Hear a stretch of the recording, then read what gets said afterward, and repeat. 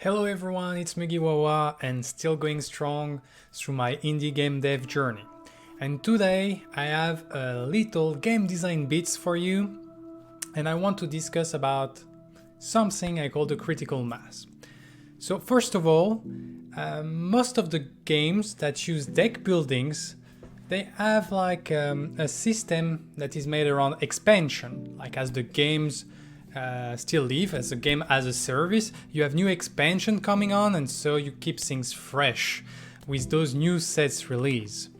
And the thing is with these new sets release is it can induce, it's great because it keeps the blood flowing into your game, so it keeps things exciting with new stuff to discover, but it also introduces like some issues. Like the main issue that most people are kind of aware of is usually like the power creep, where like the new set is actually stronger than the previous one, and you kind of do that to make stuff interesting, to force people to kind of still buy your new stuff and going on, and also because like most of the time like you want like to grow in size, and so the power creep is kind of a way of doing that, but at the same time it makes the old stuff irrelevant. And so it can be kind of bad, but we're not here to talk about that. Like there is already a lot of resource on the internet talking about the power creep and how to alleviate it, how to be mindful of it. Now today I want to discuss a little bit more about something that I call the critical mass problem of deck building's game. So to explain what is the critical mass problem, we have to first start about how deck building games are made, and most of the time they're all construct around something that is called synergy. It's like the synergy between the different elements of the component of your decks, and that's why it makes the deck building interesting, because you have synergy between stuff. Like for instance, in basic card game, you have like the tribal synergy when like cards can interact with other cards from the same tribal. And for instance, here we have Kill Command from Hearthstone. That's actually like a damage dealing spell that can deal more damage if you control a beast. So if you have a Kill Command, like you want to play beast in your deck, and so you have a synergy because those two cards combined will be stronger. Or we have the Elvish Archdruid in Magic the Gathering, where you can see that others elf creature gets stronger, and also the ability of the Elvish Archdruid is stronger based on the number of elf you have on your board. So that's a very simple way to add synergy to your game, and it works quite well. And you can also go with indirect synergy. If I take the example of the excellent deck building game Slay the Spire, like for instance you have Strains card that synergizes very well with multi-hit card. So basically like what I call by indirect is like that two cards works together, but it's not written directly on the card. That's by the interaction of the game. And that's also like a very good way of doing synergy in your game, because like you add a component of your player have the sensation of being like this feeling of being smart. Oh, those two things, they're not really directly related, but they actually are, and make the thing stronger.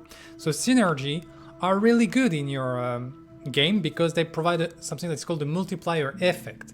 Basically, two synergistic cards together are stronger than just the sum of the value of each card. So 1 plus 1 is superior to 2. And that's very good. But it also induces like something that is dangerous for your game. It's like if you have too much synergy, like then here for instance like 1 plus 1 plus 1 plus 1, like all of this is a multiplier effect, so it's much stronger than the sum of those 4 cards. And that means that each card has a value doesn't matter anymore. Because like you can like people want to have like a good deck. Not all people want to have the best deck out there, but everyone wants to have a deck that can win at least a few times. Like sometimes it's with junky stuff, but at least like it's no fun to just getting beat down every single time. So it is important to bet everyone wants to kind of have like the liberty to play with whatever they want. Like they don't like restrain meta. So how to get there, like to go a little bit like further into what is the critical mass problem and how it affects actual game. Let's take like a fictive game. Like for instance, you have 6 elements in your card game, and each element have 5 cards. So you have a pool of 30 cards. pretty simple. And every single card that is in an element is synergistic with the other card from that element. Don't care how it is, but it's just like the specificity. But just imagine that if you take like 2 water card, then it's better than taking 1 water card and a light card, for instance. And so here, like, how do you make a deck? You need to take 10 cards, like the decks are size of 10 cards. And so here you have all the pool of cards available, and since you want to have like the strongest deck possible, you're gonna take like a combination of 2 elements. Because you take 5 cards plus 5 cards, you have just 10 cards, and then you have like the maximum amount of synergy in your deck.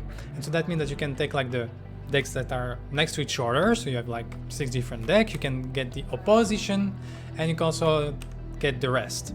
And by adding like everything together, you actually have 15 different deck, like 15 different like possibility of deck that are all strong to compete with each other.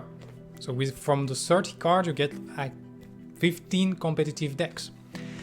So now you said, okay, the game played a little bit, it was great, super good. Let's go for a new release. Plus 5 cards to every single element. We double the size, the pool size, like 60 cards. Now we have like double twice the fun, twice the thrill, twice the better, right? Well, you couldn't be more wrong. Because like one of the biggest issue with that is that now still need 10 cards per deck, and we were like say, oh, but we still have those beautiful link, but actually we do not. Like all those links disappear because now you have to make a 10 cards deck. That means that you need to, just like taking 10 cards from one element is the best way of having the most synergistic deck and therefore the stronger deck in this fictive game. And so it's not like 15 decks that are available, but only 6. By adding twice the card pool, you actually have lost 9 potential deck in total. And if we look at the matchup between the two pre-release and after release, like here we have 30 cards, that means 15 decks, that means 225 matchup. And on the other side we have 60 cards, like double the amount of cards, but only 6 deck.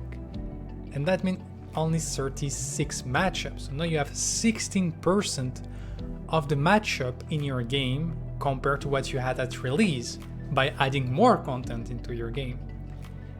And so, of course, like those 36 matchups are matchups that have never been seen before. And so that's still like bringing new, fresh air into your game. But like the diversity like took a huge hit. And so this is one thing that we need to be very careful, like when we think about deck building games with like new expansion, because that's something that is most of the time very insidious, the critical mass problem, and it's something that we don't really see. And so what I would like to say is, of course, here I'm oversimplifying like the example, but it's just to really like make my points go across. First, in real situation, those type of things never really happen exactly like that, but they still can happen in a certain way, or at least on a certain size. So we have to be mindful of those. And so what I would like to share today, like the little game design bits of today, is like, be careful as a game designer, because sometimes more or less is less. And so if you are on a project and you kind of have like this problem of like, I don't know, like it feels like there is like I'm lacking diversity in my game, and I don't really know, like only like a few builds seems to be like very strong and all the rest is garbage, but I have all this like diversity in my game. And most of the time we have a tendency of saying, okay, we're lacking diversity and there's not enough stuff that is strong, and so we add more into the pot, and that kind of like make it worse sometimes. Sometimes it works, but that makes the game very complex. Sometimes it doesn't work and we don't know the problem. So maybe next time when you're in this situation, well, just try to trip down a few of your mechanics. Like just try to get down to your core, remove a bit of like all the synergistic stuff that is all around the place, and just focus on the nicest tree in the forest, and maybe you'll be surprised by the result. So that's all for today. I was just willing to share this little critical mass problem. I hope you enjoyed this little game design bits, and I'll wish you all a great day or great evening based on the time of the day, and see you soon.